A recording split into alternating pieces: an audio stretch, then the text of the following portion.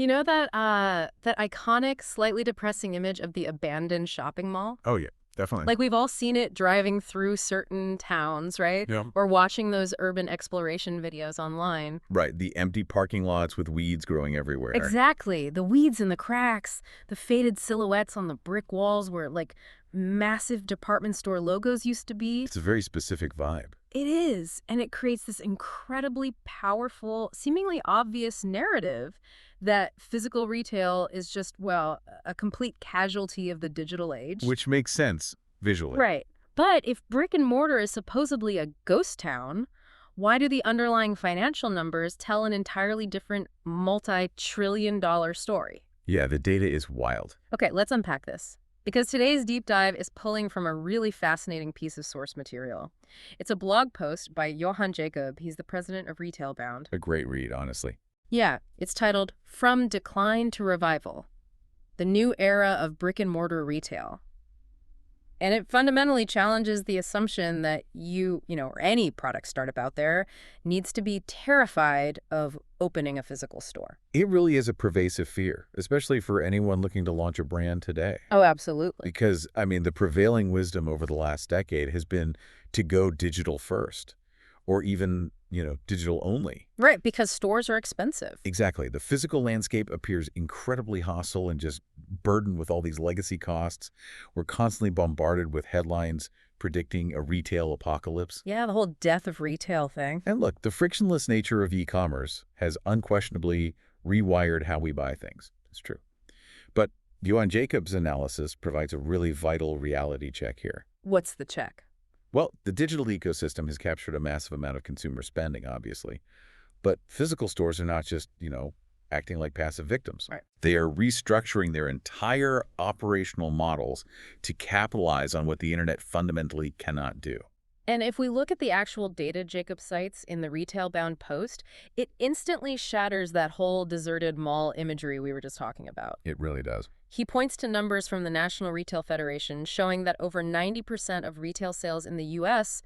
still occur in physical stores. Which is a crazy statistic. I have to pause there because, sitting next to my recycling bin that is overflowing with cardboard delivery boxes, 90% feels almost like a typo. It sounds impossible. It really does. With all the one-click checkouts and, the algorithm-driven targeted ads we navigate every single day, it is really hard to reconcile that 9 out of $10 are still being handed over inside 4 physical walls. I get it. The disparity between our perception and that 90% reality mostly comes down to visibility. Visibility. Yeah. Like, we see the Amazon truck on our street every day. Right, every single day. So we just assume it represents the entirety of commerce. But to understand the true dynamic, we have to weigh that NRS statistic against the explosive growth of online sales. Okay. The source highlights eMarketer data showing that global e-commerce sales reached a massive $4.28 trillion in 2020. Trillion, with a T. With a T. And that was a shift violently accelerated by the COVID-19 pandemic, of course. We had an environment where consumers were essentially forced to adopt digital purchasing habits for literally everything. From groceries to, luxury goods. Exactly. So you have this massive multi-trillion-dollar digital pressure cooker forcing a structural evolution. That's a good way to put it. It actually reminds me a bit of the panic around print books about a decade ago. Oh, yeah. The Kindle era. Right. Everyone looked at early e-readers and confidently stated that paper books would be extinct in 5 years. But the screen didn't eradicate the book. Not at all. It just stripped away the utility of, mass-market paperbacks for quick reading. It forced publishers to lean into what makes physical books special. Better covers, heavier paper. Exactly. Tactile aesthetics. It forced the physical product to justify its physical existence. That analogy translates perfectly to retail real estate. Really? Yeah. Because that 90% physical sales figure, it doesn't imply an industry frozen in time. It represents an industry under immense evolutionary stress.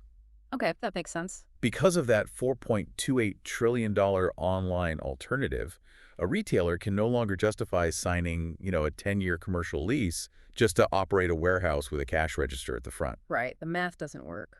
The financial math of paying for square footage, utilities, and staffing only works if the physical space offers a tangible psychological advantage that a web browser simply cannot replicate. But if 90% of sales are happening in store, we have to figure out what is overriding the temptation to just, buy it cheaper while sitting in sweatpants on the couch. Sweats are hard to beat. They are. The digital model is theoretically frictionless. You've got competitive pricing algorithms, 24/7 accessibility, doorstep delivery. What is the actual magnetic pull getting people to, put on shoes and drive to a store? It really comes down to sensory validation and risk reduction. Sensory validation. Yeah. The source cites a Retail Dive survey revealing that 62% of shoppers prefer buying clothing in store. 62%. Yeah, and the underlying mechanism there is the fundamental human need for tactile feedback. Oh, I see. Like, you cannot digitize the drape of a heavy wool coat, or how a specific dye looks under natural lighting, or the immediate feedback of how a pair of jeans actually fits your unique body shape. Right. Buying clothes online is always a gamble. Exactly. E-commerce requires a leap of faith. Physical retail provides immediate sensory proof. Okay, that makes sense for clothing or maybe furniture. But there's a massive behavioral catch here. Which is? What happens when a customer goes into the store purely to harvest that sensory data? Like, they feel the wool coat, they check the sizing, and then they immediately pull out their smartphone to find it 20% cheaper on a competitor's website. Right. They walk out, and the physical store just functioned as a free fitting room. Yeah, you are describing the mechanism of showrooming. And it is one of the most significant behavioral shifts in modern commerce. Showrooming? Yeah. Consumers use the high-overhead physical environment to experience the product, but execute the actual transaction through a lower-overhead digital channel. But if that is the new normal, it sounds like a financial death spiral for the brick-and-mortar operator. It can be. I mean, are physical stores just resigning themselves to being expensive 3D billboards? If a retailer is paying thousands in rent just for people to browse before buying on their phones, the unit economics of that physical location completely collapse. Well, they do collapse, but only if you analyze the business using an outdated accounting model. The tension you're pointing out is only fatal if a brand treats its physical stores and its e-commerce website as competing entities, like with separate profit and loss statements. Oh, like they're fighting each other. Exactly. The Retailbound post argues that survival requires a total paradigm shift. Physical spaces must evolve into immersive brand ambassadors. Consider Apple's retail strategy. Oh, yeah. The massive glass architecture, the open tables. The complete lack of a traditional checkout counter. Right. You never just stand in a line. Those stores are intentionally designed as hubs for education and troubleshooting, not just transactional points. Right. You book time at the Genius Bar. You take a photography class using the latest iPhone, you handle the hardware. Apple is utilizing that expensive real estate to reduce customer churn and build lifetime brand loyalty. Wow. So if we apply your 3D billboard concept, the rent isn't just a real estate expense anymore. It's being recategorized as a customer acquisition cost. See. Yes. Okay. That is a fundamental shift in how you view a balance sheet. Because, I mean, in e-commerce, your customer acquisition cost is usually what you pay Google or Meta for targeted ads to get someone to click your website. Precisely. And as those digital ads get more and more expensive due to privacy changes and algorithm shifts, suddenly paying for a prime storefront in a busy shopping district might actually be a cheaper way to acquire a new customer than buying millions of banner ads. That is the exact mathematical realization driving the modern retail playbook. That's fascinating. To make this ecosystem profitable, retailers are deploying a sophisticated blend of technology, community building, and omnichannel logistics. Okay, let's break those down. The goal is to ensure that even if a customer doesn't buy in-store that day, their visit still drives measurable value to the brand. Let's dig into how they actually execute that on the back end. Because if the goal is to drive value without necessarily forcing an immediate physical transaction, the technology inside the store has to do more than just, ring up items. It has to solve specific friction points that prevent online sales. The source highlights the integration of augmented reality, or AR, and virtual reality in spaces like furniture retail. Oh, furniture is a great example. Buying a large sectional sofa online is inherently risky. It's terrifying for a lot of people. The fear of the unknown. You're paralyzed wondering if the color clashes with your rug, or worse, if it won't even fit through your front door. And that hesitation kills the conversion rate.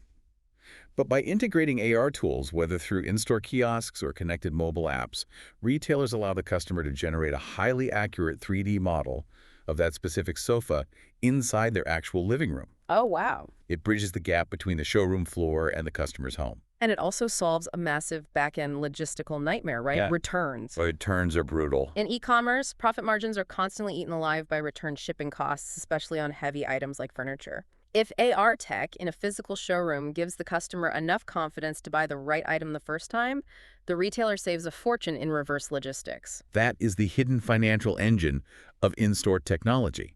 It lowers the return rate, which instantly boosts overall profitability. That's brilliant. But, technology alone doesn't generate foot traffic. This is where the concept of community-centric spaces becomes critical. Okay. Retailers are redesigning their square footage to host workshops, fitness classes, or curated pop-up events. I'm a little skeptical of how that scales, though. Fair enough. Like, hosting a weekend yoga class in the middle of an activewear store might generate good vibes, but does it actually move the needle on revenue enough to justify giving up floor space that could be holding inventory? Well, it moves the needle on retention. Retention. Yeah. When a space becomes a recurring destination rather than a transactional stop, you foster a sense of belonging. And more importantly, from a business perspective, these events create an organic environment for gathering rich, qualitative customer feedback. Oh, so you're basically hosting a free focus group? Exactly. A focus group that the participants are voluntarily attending. And this physical community engagement ties directly into the third crucial strategy, the omnichannel approach. Okay, here's where it gets really interesting. The word omnichannel gets thrown around in marketing meetings constantly, but functionally, what does it mean for a brand's actual infrastructure? Functionally, it means obliterating the silos between digital and physical operations. They must share a single, unified data brain. Got it. A primary example is BOPIS, buy online, pick up in-store. Which completely bypasses the last-mile delivery problem. Yes. Because the most expensive and complicated part of shipping is getting the package from the local distribution center to a specific front porch. If the customer is willing to drive to the store to pick it up, they're essentially doing the most expensive part of the labor for free. Exactly. And in doing so, the physical store acts as a micro-fulfillment center. Omnichannel also means unified inventory visibility. Meaning I can check if something is in stock before I leave. Right. A customer can see exactly how many units of a specific shirt are at their local branch. And it means frictionless returns, where an item bought on Instagram can be handed to a cashier in person without a complex mail-in process. It sounds like successful modern retail is acting like a community center mashed up with a smartphone app. That's a perfect description. But we keep using examples that require massive infrastructure, right? Apple, national furniture chains, brands with deep pockets to integrate global inventory data. True. How does a scrappy product startup, like a brand operating on venture capital or a small business loan, actually afford to play in this arena? The barrier to entry is certainly high, but the source material provides clear case studies of startups that engineered brilliant workarounds. Oh, I love a good workaround. They didn't try to outspend the giants on traditional real estate. They completely flipped the script on how physical space is utilized. Which companies are we talking about? Who cracked the code for the smaller players? Warby Parker is a foundational example. The glasses company. Right. They launched strictly as a direct-to-consumer online retailer for prescription eyewear. Their initial innovation was sending 5 frames to your house for free to try on. I remember that. But eventually, they hit the ceiling of digital customer acquisition. They realized they needed physical stores, not merely to showcase frames, but to offer a service that is biologically impossible to digitize. Which is? An eye exam from a licensed optometrist. Oh, wow. That is an incredibly durable physical moat. Isn't it? You can buy the glasses online, sure, but you literally cannot download a prescription check. By putting optometrists in the stores, they guarantee foot traffic that inherently needs their product. Exactly. It creates a self-sustaining ecosystem where the physical service feeds the digital product purchasing cycle. That is incredibly smart. Another tactical approach highlighted by Johann Jacob is the strategy employed by Glossier in the beauty and skincare sector. Oh, Glossier built an absolute cult following online. Social media, content marketing, everything. How did they translate that into the physical world without drowning in rent? By entirely avoiding long-term commercial leases. Wait, really? Yeah. Instead of building permanent flagship stores, they utilized highly curated, customer-centric pop-up shops. Okay. These were temporary, immersive installations in major cities, offering limited edition products and highly aesthetic environments, designed specifically for social media sharing.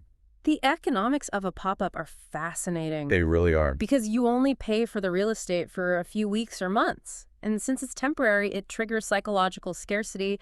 People feel this urgent need to go line up around the block and document the experience on their feeds. Exactly. The physical pop-up functions purely as a hype generation engine. Right. The massive buzz and user-generated content from the physical event drive immense traffic back to their permanent digital storefront. It's a burst of physical marketing to sustain long-term digital sales. So smart. But perhaps the most radical rethinking of supply chain logistics comes from the menswear brand Bonobos and their guide shop concept. Okay, I am deeply curious about how you innovate selling men's pants. What makes a guide shop different from a traditional mall retailer?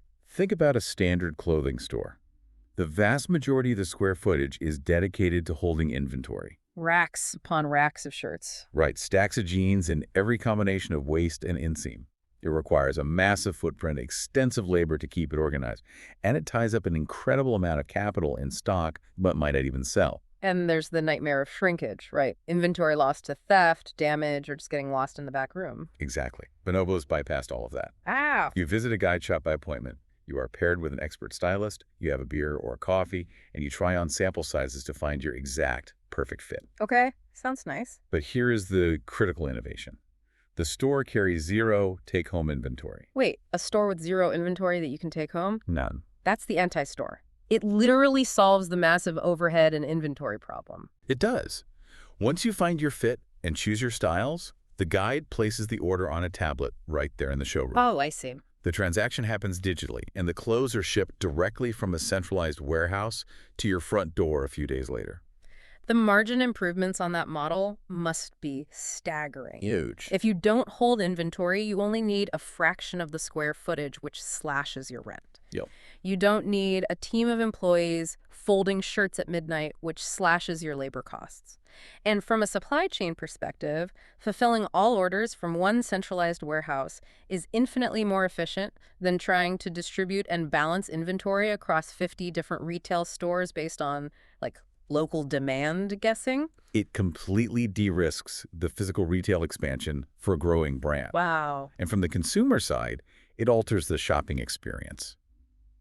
Think about how much less stressful it is to shop without lugging shopping bags around a mall. Totally. You aren't digging through piles to find your size, and you aren't lugging heavy bags around a city all afternoon. Exactly. You walk in empty-handed, have a highly personalized consulting experience, and walk out empty-handed, knowing exactly what is arriving at your home. So if we connect this to the bigger picture, synthesizing all of this, Warby Parker utilizing physical services, Glossier weaponizing the short-term lease, and Bonobos digitizing the inventory while keeping the physical showroom. Right.